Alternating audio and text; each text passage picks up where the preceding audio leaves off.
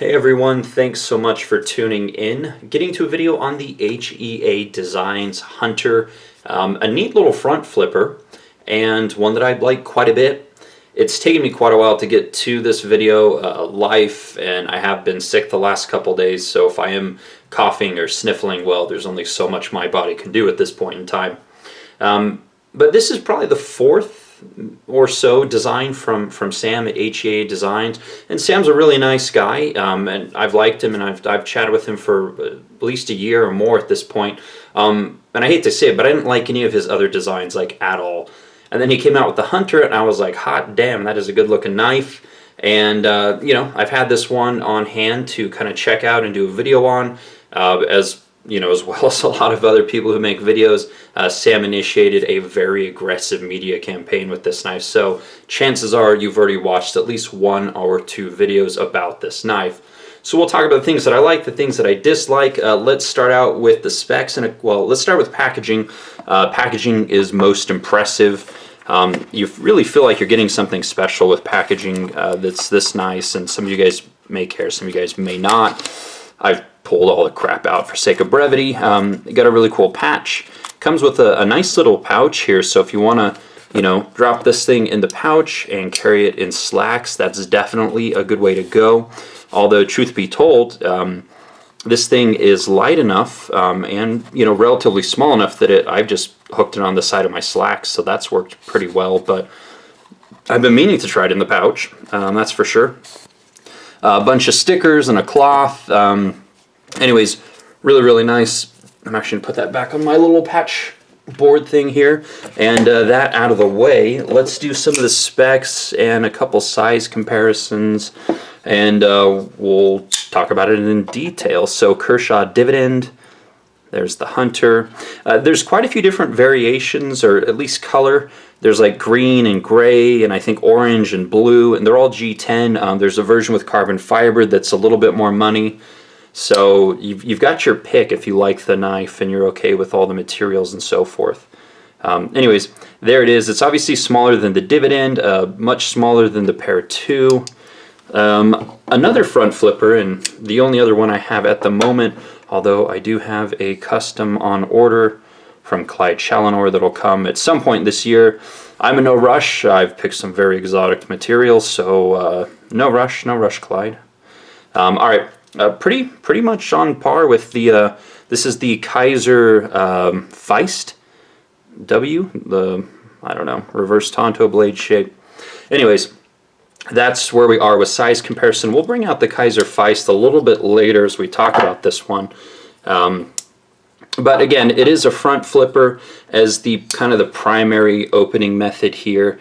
It is G10. It does use titanium lock sides, stainless steel inserts, stainless steel hardware, titanium pocket clip, and yeah, that's this one. So the blade length real quick on this thing is about 2.8 give or take in terms of blade length, so under the 3-inch there if you've got a 3-inch restriction. Cutting edge is about 2.75.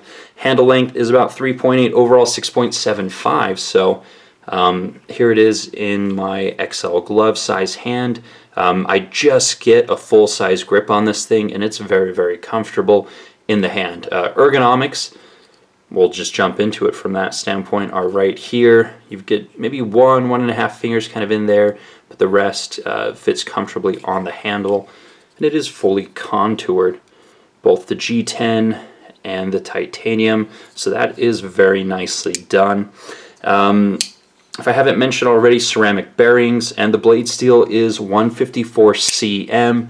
It is not the powdered, the CPM version. It's just the standard 154 cm. And we'll talk about steel in a little bit. Weight 2.95 ounces on my scale. So, it's fairly lightweight, and in the hand it feels good and it feels balanced. So, in terms of use, there's a lot that I like about this knife. The front flipper is really easy to use, has a pretty high fidget factor, which we can all admit to. And let's see here, what else? I think the only other spec, handle thickness is about 0.48 inches, so just under half an inch thick there. Again, it is contoured, so yeah. All right, so again, a couple things that I like about this knife. The size and the weight are excellent. It carries well in slacks. That is very nice. It's a very attractive design. Those are some of my favorite things about it. The blade here, and I love a good clip point slash Bowie, especially one as exaggerated as this one. You know, a little slight swedge here, riding into it. It's a beautiful blade shape. I think we don't see enough of this blade shape in the industry right now. It's just underutilized. So again, when I saw it on this one, even though I didn't like his other designs, I was like, damn, that is quite the looker right there. So yeah, it came really, really sharp. It's got obviously a secondary opening method here, which is this opening hole. And so you can roll it open, you can, you know, flick it open, and then there's just barely enough space to get your middle finger in there and flick it open that way. So several ways to open it. What else on the blade? A little bit of jimping at the top. Not, it kind of sits down in the frame, so to be honest, it's not terribly useful. But again, with a knife this size, most of your thumb's going to be out here anyway. So it's not like it really matters if there's jimping back here. I mean, what are you going to do? You're going to, you know, choke way back as you, I don't know, fight for the last cupcake in the office or something. Although that's not uncomfortable either, so yeah, I guess that works if you need some extra reach. Sure, why not? Bead blast on the primary bevel, and then satin on the flats. Again, very nicely done. The edges are rounded up top, so it's comfortable. I like that quite a bit. Let's look at the protrusion here on the flipper tab.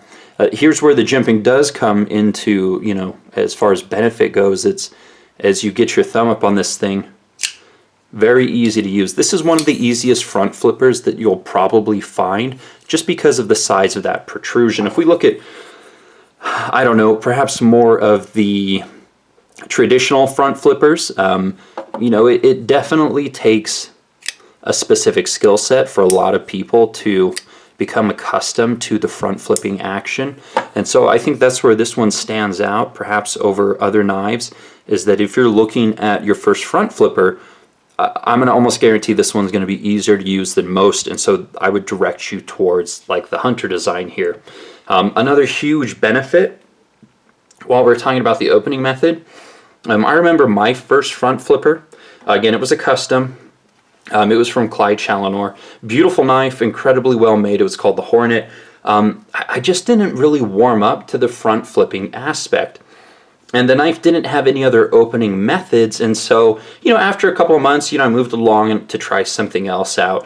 And looking back, I would really love that piece now that I'm much more accustomed to front flippers. So, you know, again, my piece of advice is if you're looking for a front flipper, look for one that has a larger protrusion like this, but also equally important is a secondary opening method. Because you might get this and think, you know, I can almost do it and I'm kind of comfortable with it, but I don't know. Well, in the meantime, you know, you can open this thing as you would any of your other knives with an opening hole in the blade, no problem. So again, because of the large front flipper and because of the secondary, really easy to use opening method that most of you are already accustomed to, that's why I'd recommend the Hunter here as probably your first front flipper. So yeah, that way you're not just throwing the baby out with the bathwater when you're not accustomed to this.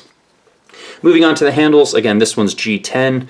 It has an artistic milling element throughout here that, you know, we also find on the back spacer. So, you know, that's nice that there's some cohesiveness to the design. As to this design, I don't know. I could take it, I could leave it. It doesn't matter one way or the other. Doesn't really add any functional benefit. You know, it's not like it gives it additional traction. So I don't care. It's fine. I don't like it. I don't dislike it. Yeah, again, back spacer's titanium. Lock side here, kind of a blasted finish.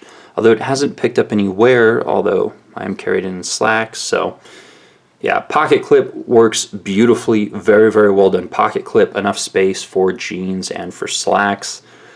Perfect amount of tension. really well done on the pocket clip. And then the handle here, it is there to tuck in the pointy bit on the knife, and whew, you don't want to find your hand on the wrong side of that tip. That thing is sharp. So it covers it, protects it completely, and gives a little bit extra grip to the handle, which is very nice. So a lot of visual balance too. I think there's great visual balance to the knife. Anyways, small lanyard hole, a few like lanyards, I suppose. But that's pretty much the HEAdesigns Hunter. Again, the things that I really like about it are going to be the easy to use front flipper and the fact that it has a secondary opening method. Now, the one thing that I dislike, and this comes with a large caveat, is that the blade steel is, 154 cm. And, for the $200 price point that this knife is, a lot of people are going to argue, hey, it should have CPM 154 or S35VN at that price point. And I agree with that to an extent. Again, the funny thing is, if someone handed me this knife, they told me, hey, that's S35VN, I wouldn't know the difference. In the use that I'm putting this knife to, which is typically at the office, obviously I'm not going to push the blade steel to, to failure. So,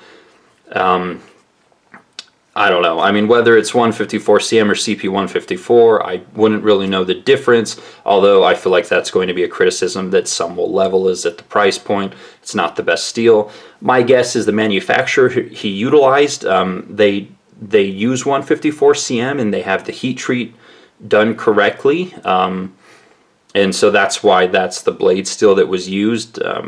Not to put any words in his mouth, but when I was talking to Dave at ProTech and I asked him, why do you guys use 154 cm still when there's so many better steels out there?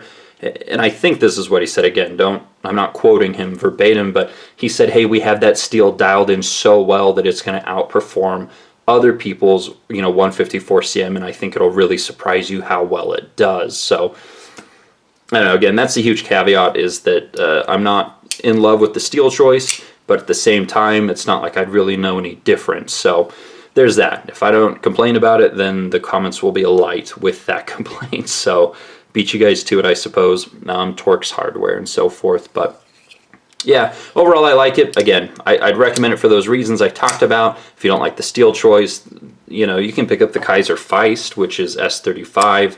Arguably this one is a little more difficult to use, so something like this is more along the lines of, if you already know how to use front flippers really well and you already really like them, why not? Again, I like these knives both. I don't really have any major complaints against either, and in slacks these two have seen a ton of carry. So alright, that's pretty much it. I will put links to Sam's website down in the description box below. Of course, you can always find this knife at Blade HQ and other fine knife retailers online.